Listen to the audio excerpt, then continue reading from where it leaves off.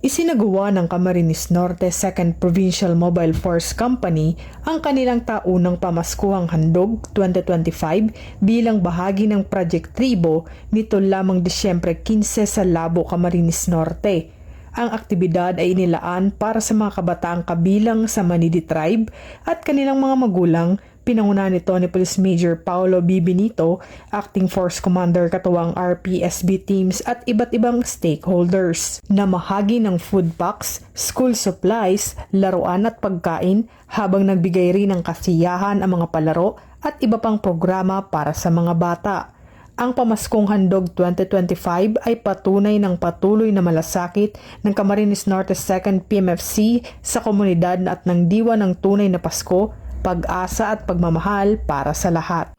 Mula dito sa Legazpi City, Albay, ako ang inyong PNN correspondent, Patrolwoman Vanessa Sol, alagad ng batas, tagataguyod ng Balitang Pulis.